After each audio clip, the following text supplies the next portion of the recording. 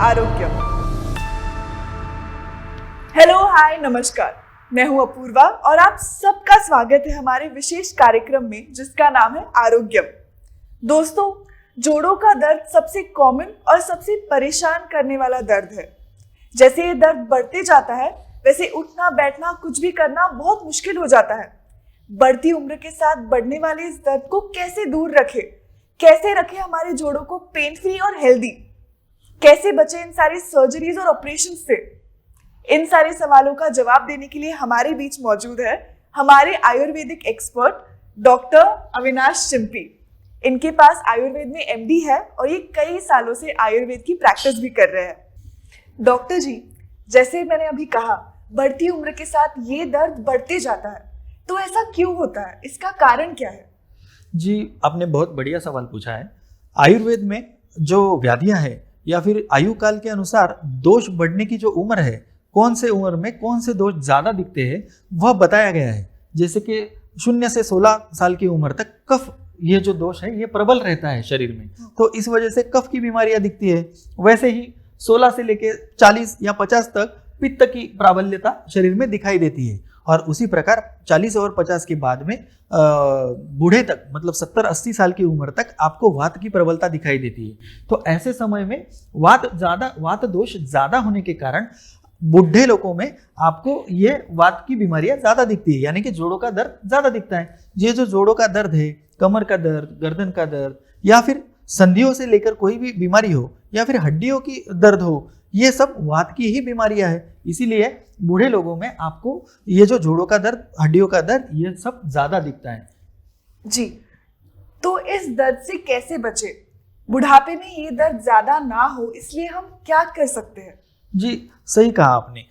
वैसे तो आयुर्वेद में दिनचर्या, ऋतुचर्या, ये सब स्वस्थ ऋतु की, मतलब स्वस्थ आदमी को स्वस्थ रखने के लिए पहले से ही बताया गया है। इसलिए आयुर्वेद में चरक संहिता, सुश्रुत संहिता में पहले आपको यह बताया जाता है, स्वस्थ ऋतु बताया जाता है कि आपको दिन में क्या क्या करना चाहिए, आपको कौन से कर्म प्रधानता करने चाहिए। जैसे कि सिर में तेल लगाना, उठने के बाद आपको दंत धावन यानी कि ब्रश करना, उसके बाद में आंखों में आपको अंजन करना, उसके बाद में आपने कानों में तेल डालना चाहिए, नाक में दवाई डालनी चाहिए या फिर दवाई युक्त तेल डालना चाहिए। इस तरीके की बहुत सारी विधियां आपको दिनचर्या में, मतलब कि दिन भर में क्या क्या करना चाहिए वो बताया गया है। तो ऐसी सारी। डॉक्टर सर, मुझे एक डाउट था जी, नाक या कान में तेल डालने से जोड़ों के दर्द से कैसे बचते हैं हम? बहुत अच्छा सवाल आपने पूछा है। देखिए कैसे रहता है, वात दोष जो है ये उसके जो गुण है, तत्र रुक्ष सूक्ष्म चला अनिला, मतलब क्या, तो इधर जो बताया गया है ये वात दोष जो है ये सूक्ष्म है, ये रुक्ष है मतलब रूखा है, हाँ। ये चल है यानी कि ये कहीं पे भी फैलता है। आप देखेंगे कभी ये जोड़ों में दर्द है तो कभी दूसरे जोड़ में दर्द है, तो ये उसके सारे उसके गुण बताए गए हैं वात दोष के। और तेल के जो गुण है वो इसके कंप्लीटली अपोजिट है। मतलब अगर आप तेल के गुण देखेंगे तो वो स्नेह है, मतलब क्या, वो उसका ल्यूब्रिकेशन इफेक्ट है, मतलब वो चिपचिपा है, तो रुक्ष गुण के खिलाफ वो काम करता है।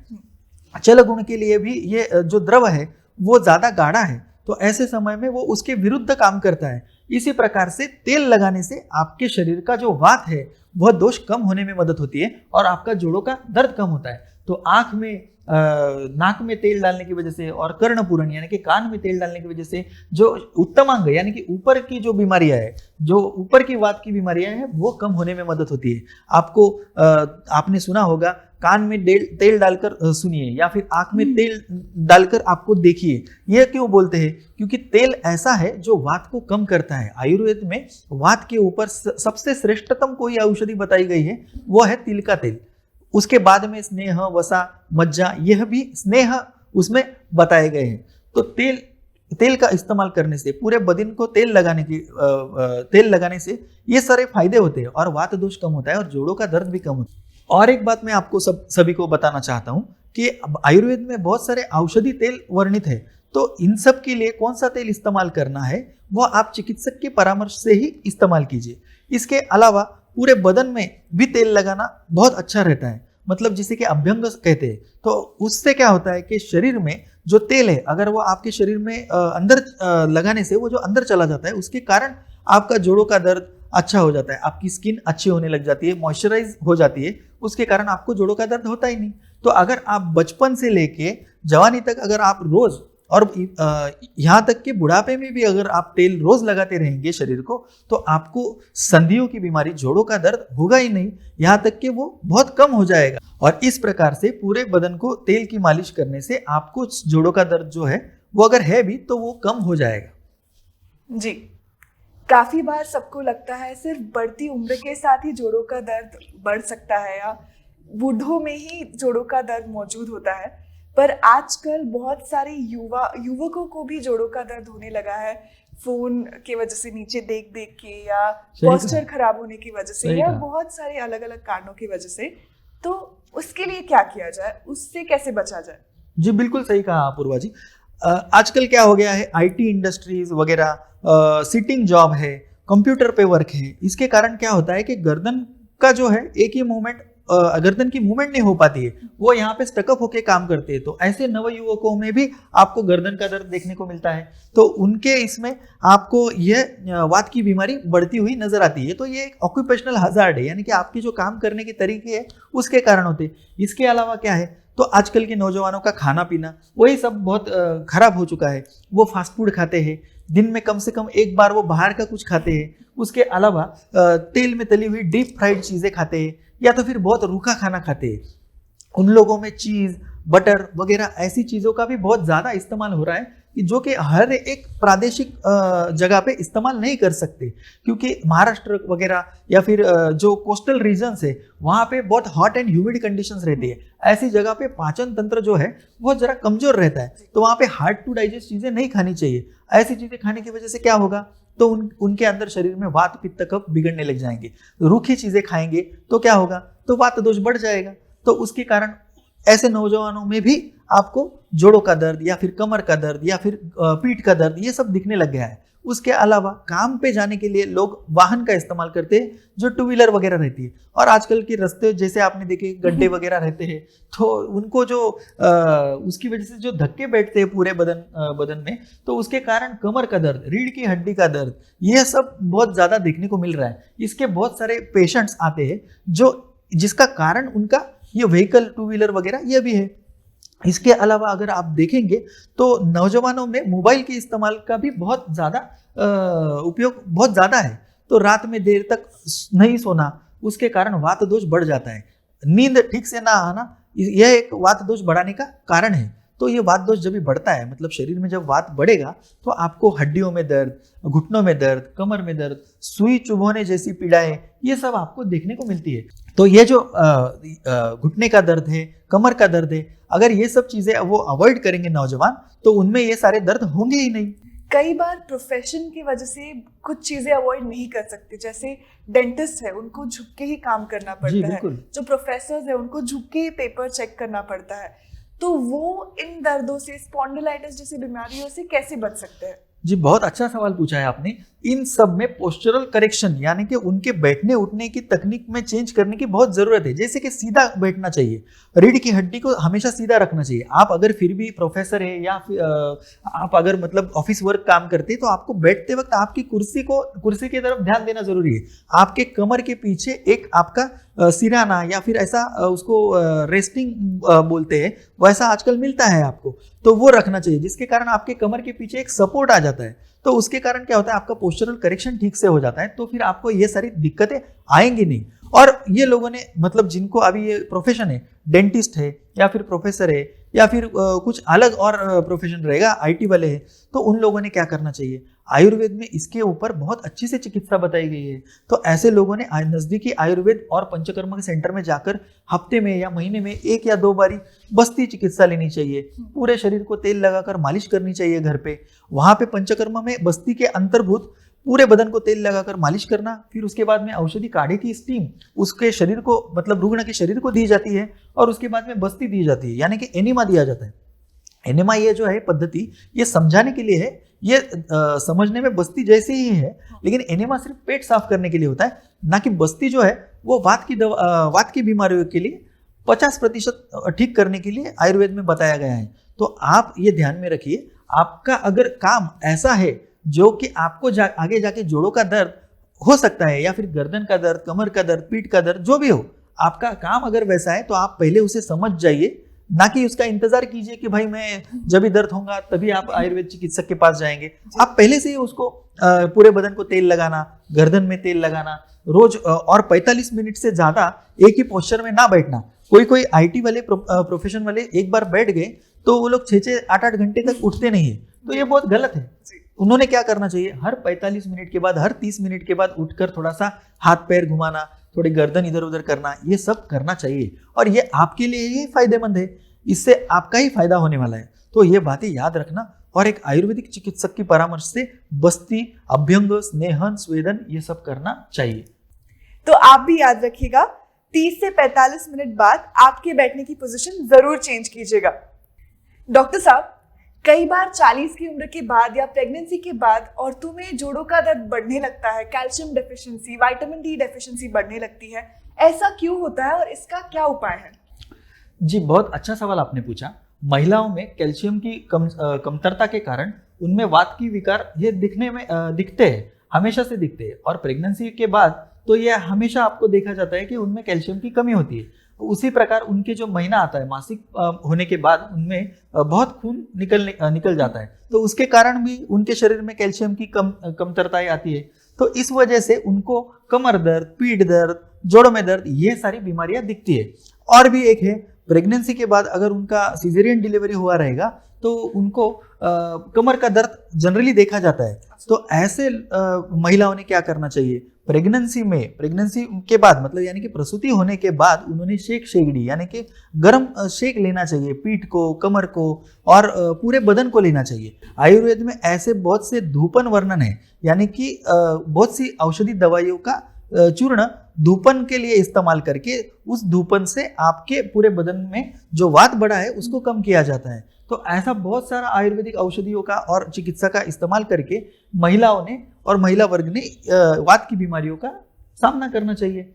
इसी प्रकार महिलाओं को जो कैल्शियम की कमी होती है तो उसके लिए आयुर्वेद में प्रवाल है, शंख है, शुक्ति है, ये इस प्रकार के जो भस्म है वो भी जो भस्म है ये सुधा वर्ग के भस्म है। इनमें कैल्शियम बहुत प्रचुर मात्रा में रहता है। आजकल आधुनिक दवाइयों में भी प्रवाल यानी कि कोरल और शंख, शुक्ति, कपर्दिक इसका इस्तेमाल किया जा रहा है। तो ये बहुत कैल्शियम से भरपूर ऐसी दवाइयां हैं जो कि कैल्शियम की कमी होने के लिए आपने इस्तेमाल करनी चाहिए। महिलाएं ही नहीं तो बड़े बूढ़ों सबने ये इस्तेमाल करनी चाहिए। तो ऐसा आयुर्वेद में दी गई ये जो दवाइयां हैं उसका इस्तेमाल करके महिला वर्ग और बूढ़े लोग भी जोड़ों के दर्द से छुटकारा पा सकते हैं। जी, एक्सीडेंट हो जाए या कोई ऑपरेशन हो जाए, अभी बच्चे भी खेलते खेलते शोल्डर डिसलोकेट हो जाता है, कहीं पे फ्रैक्चर हो जाता है, उसके बाद रिकवर करने के लिए आयुर्वेद कैसे मदद कर सकता है? बहुत से लोगों को यह जानकारी ही नहीं है कि इनमें भी आयुर्वेद में इलाज है। हड्डी टूट जाना, हड्डी का सांधे से वो मतलब शोल्डर डिसलोकेशन या फिर कोई अलग संधियों का डिसलोकेशन, उसके लिए भी आयुर्वेद में इलाज है। इसके लिए लेपन चिकित्सा या फिर तेल की पट्टी करना, ऐसी सारी चीजें आयुर्वेद में वर्णित है और जिसके कारण हड्डियों का जल्दी से जल्दी जुड़ना संभव है। आप देखेंगे अगर उम्र के हिसाब से हड्डियां जल्दी जुड़ के नहीं आती है। आधुनिक डॉक्टर्स भी उसको प्लास्टर लगाकर कभी कभी 21 दिन बताते हैं, लेकिन उससे भी ज्यादा समय भी लग सकता है। तो ऐसे में आयुर्वेद में जो दी गई दवाइयां हैं उसका अगर आप इस्तेमाल करें तो वो 21 दिन से पहले भी जुड़ के आ सकती है। या और जो बूढ़े लोग हैं उनमें कभी कभी ज्यादा दिन लगते हैं, 21 से 40 दिन, कभी कभी 50-60 दिन भी लगते हैं। तो उनमें अगर ये इस्तेमाल करें तो उनकी जल्दी से जल्दी हड्डियां जुड़ने में मदद हो सकती है। तो ये दवाइयां हमारे आयुर्वेद में, हमारे प्राचीन शास्त्रों में उपलब्ध है, ये जानकारी होनी चाहिए। तो आपने जो सवाल पूछा वो बहुत अच्छा था।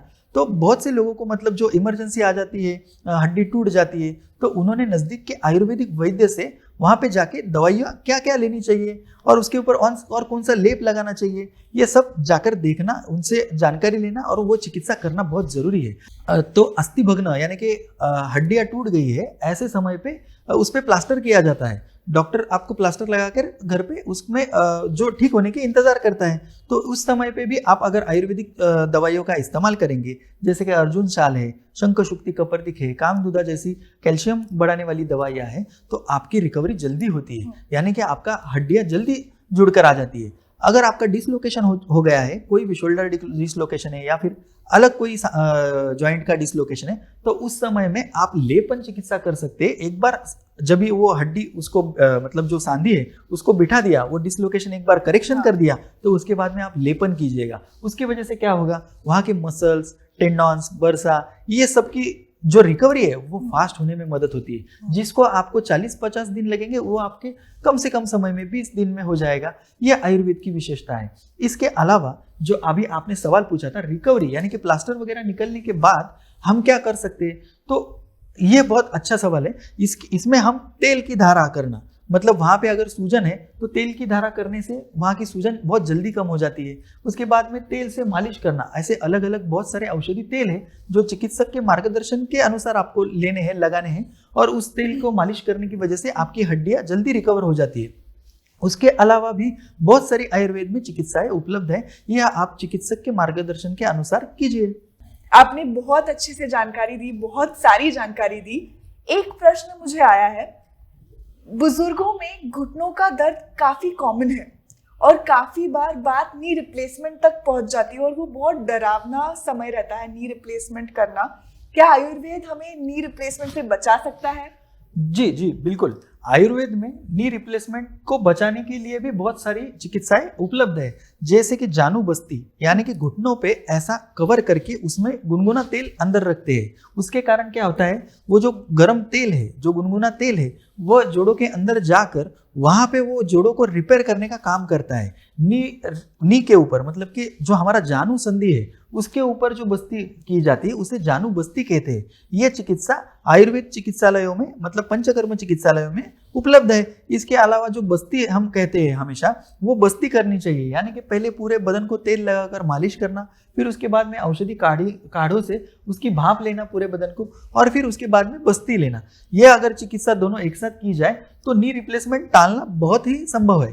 तो आपको और दर्शकों को भी बता दूं, आप अपने नजदीकी आयुर्वेदिक चिकित्सक से परामर्श करके ही इन सब चीजों के बारे में आगे विचार कीजिए। लेकिन आप एक चीज याद रखना बहुत जरूरी है कि जोड़ों का दर्द शुरू होने के तुरंत बाद ही आपको ये सब करना जरूरी है। एक बार नी रिप्लेसमेंट सर्जरी अगर हो गई तो आयुर्वेद चिकित्सक उसके बाद में आपको ये सब चिकित्सा देके आपकी कोई मदद नहीं कर सकता।